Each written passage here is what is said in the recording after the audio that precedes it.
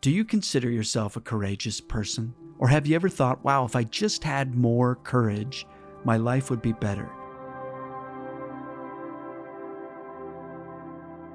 We all live these double lives. And what do I mean by that? Well, we have fearless and we have afraid and anxious, right? We all have live sort of these double lives where we could be fearless in certain areas of our lives, and I'm going to say, let's say a policeman, for instance, a member of the police. On a daily basis, they are stepping into car accidents, situations, in violence and threats against other people or their life. They have a lot of courage to step into those situations. So we would say that, wow, you're courageous. But then they go home and they have a fear of intimacy. They're afraid to let their guard down and expose their weaknesses. I knew a woman that anytime a guy walked up to her to talk to her, she got so nervous, she literally said that she would just walk away from them.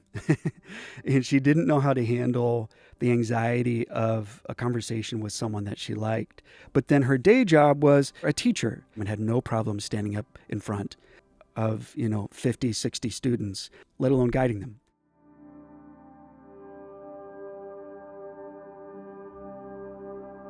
Your courage is usually tucked and hidden in what you're passionate about, right? It's the teacher that's passionate about investing in children. That takes an incredible amount of courage, but you don't see it because it's what you're passionate about. Where are you already courageous in your life? You are a courageous person, and I want you to tell yourself that. I am a courageous person. Courage is absolutely infused in you. It's a part of your being. You just aren't tapping into it. The moment you believe you're a courageous person, you will be able to apply that courage that you already have sitting in what you're passionate about into the other areas of your life. So what is the mindset of a courageous person? Do you remember what we said last time? The public face of anxiety is what if? What if this happens? What if that happens? What if I don't succeed, right?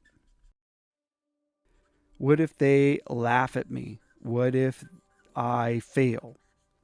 We forget that there is another what if. That is the good what if, right? What if I don't fail? What if I succeed, right? We don't really give this one as much attention as that one. This is the mindset of an anxious person, is right here. The mindset of a courageous person shifts from what if to when. What does that mean? What if bad? What if good? Mindset moves from what if to when. That means you go from avoiding, let's say this is pain. What if? What if? What if? What if? What if? A lot of that mental and emotional energy is avoiding the pitfalls, potential pitfalls of life. There will always be a what if, a bad what if. And that's a good thing, right? We want to consider the bad what if. We consult with the bad what if, but we don't lean on it to protect us. If you lean on anything, it is the good what if to pull you through that bad what if. This is what pulls you through, correct? But a lot of us just live in the what if. The mindset of a courageous person is when. When, not what if pain, suffering, and loss happen. When pain, loss, and suffering happen. When, not what if good things will happen to me. When good things happen to me, right? Do you see the difference? There's more resolve with a when mentality. Because I want to remind you what the art of courage is. It's a deep understanding that you can't control everything that happens to you, but you can control who you are when the uncontrollable happens to you. And that's where we want to put your mental and emotional energy, is into building up who you are.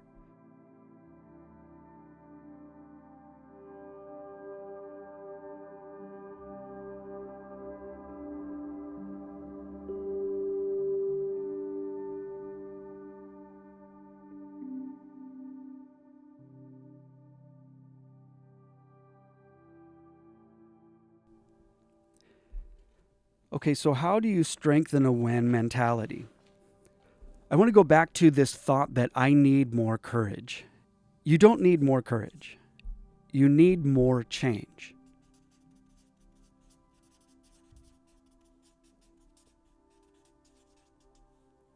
Many of us, we sort of, to avoid, as I said before, we sort of live these very comfortable lives where there's routine and everything is in its place.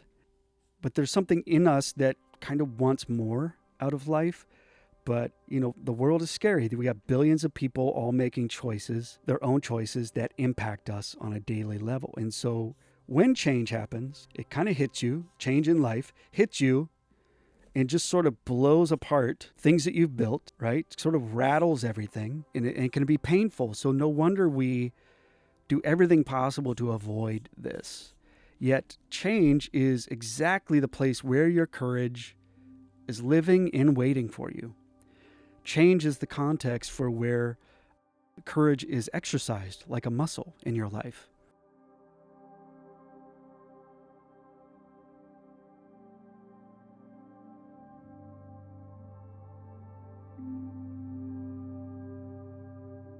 And so I want to bring up, why is change so scary? Well, there's actually a pattern to change and how people respond to change. And it's called the change curve. This is how most people, most of us, react and respond to change. So this is time's going this way. Here you are. The first initial response to change, it goes like this, is shock. What? Where did this come from? How could this happen? It's shock, right? Next, denial. Can't believe this is happening. How could they make this change? Or how could this shift? Everything was going so good. What bad luck? Then we head into frustration.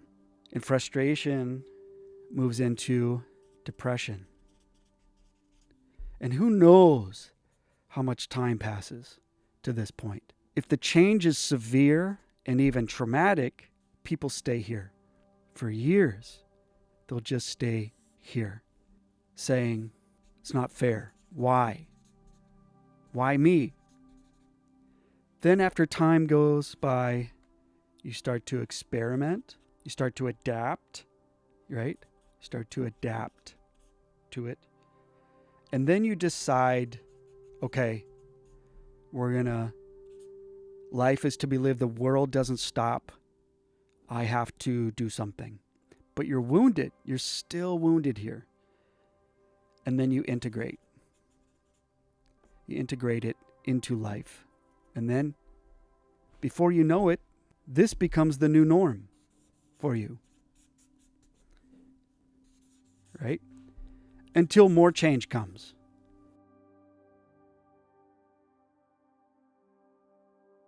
Now, the interesting thing is you hear tons of songs about eagles, right? Soar like an eagle. Let me see if I can draw one here. They're usually like talons. Okay, we've got our eagle. Now, here's the interesting thing about eagles. That actually looks more like a crow. So, eagles will harness the wind.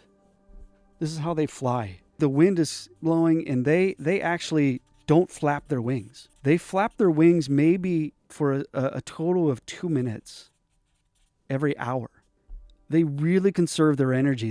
They rely on everything that hits them full force, and they use it to steer. And this is how they fly. And then they have laser focus on what's below.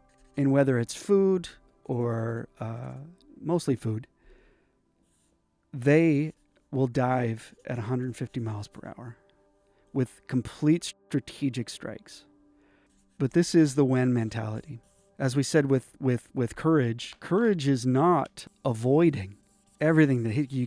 You can't control everything that hits you, but you can control who you are when the uncontrollable hits you. What is this secret weapon? What is the main secret weapon to having a lot of courage? Adaptability.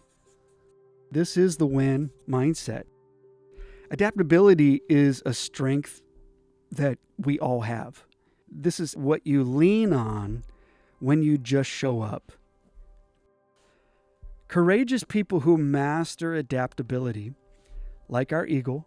I'm going to try one more time to draw an eagle. Now we're a pelican now. All right, I got to do my homework to draw an eagle better. They adapt to the change. This is what eagles do. This is what courageous people do. They go from here, shock, denial, and they go immediately to adopting. Yeah, you can be frustrated. Yeah, you can be a little bit depressed, but it's go time.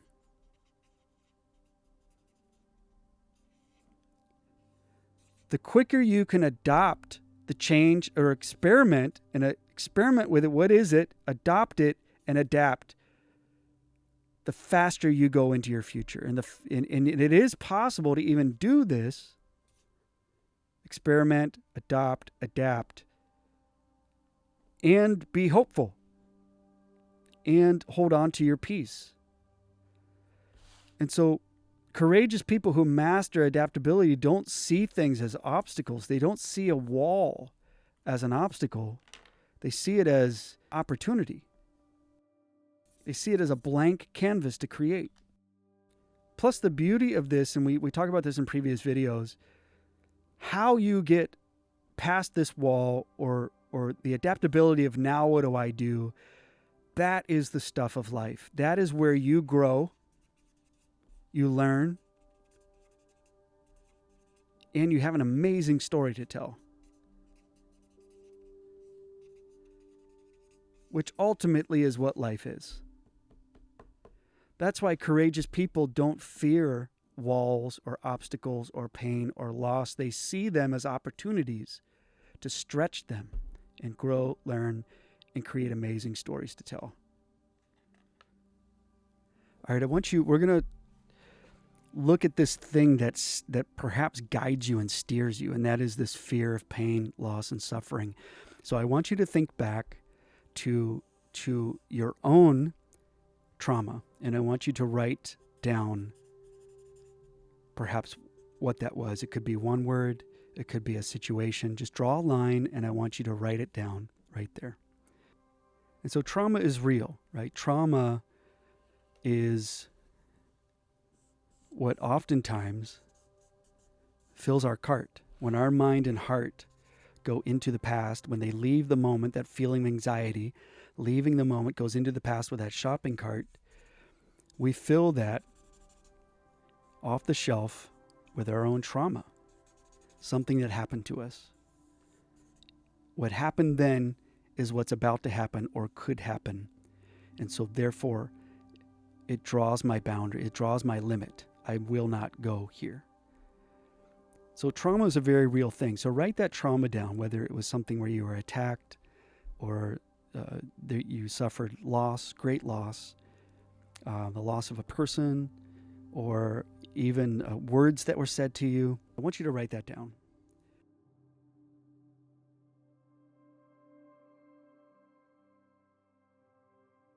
Now, time doesn't care about your trauma. The earth still rotates. You still have a life to live.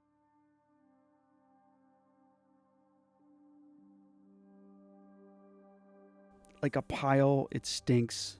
It's there. I'm not saying that loss or suffering itself is sewage, but it's just sort of like that in our life. It's this pile that sits in the room and there are flies everywhere, and it smells, and it's just there, and it doesn't leave, right? And it permeates everything in your life. It's terrible then, it'll be terrible. What's the use in going on? But here's the thing about that trauma. Your mind and heart are automatically this is just how we work as humans.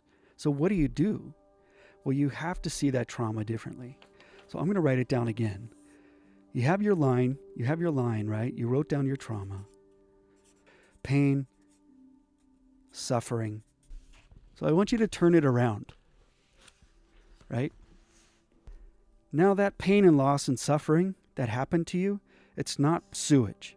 It's actually fertilizer. It's going to grow something. And so you've written down what that trauma is. And now I want you to think about what came out of that trauma.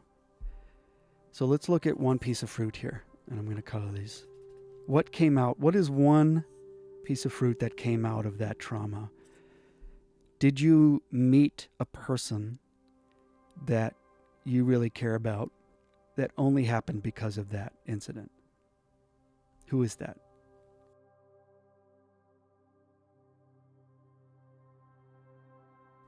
Did you develop an understanding or skill that you never would have applied to your life had that not happened? That's a fruit. Now we're not weighing these things to perhaps what the loss was. We're talking about reality here. This is where life is built. The reality of that trauma produced things in reality that have value. You can't overlook these things.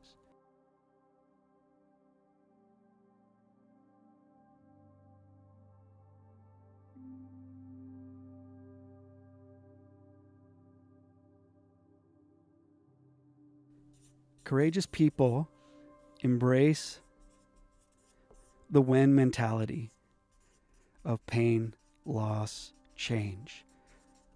Because they see these things as fertilizer, right? It grows healthy things. So they step into change like that eagle. They step into the future like that eagle, that no matter what comes at them, they're going to adapt and be guided by their passion or their care. That's what guides them. And they come out of it as a story collector. And those stories are that fruit. Does that make sense?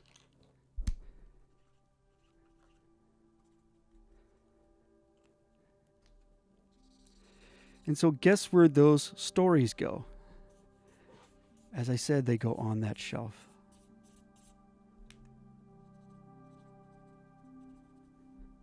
Right?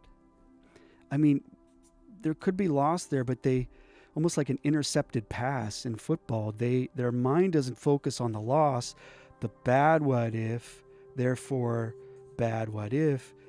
When their mind and heart go back to the past to inform the unknown future, they see that fruit. So they see fruit ahead.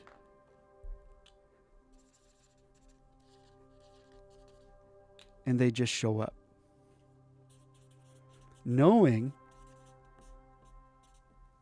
that the good what if is what awaits them too. And if not, if there's change or loss, they know how to see it.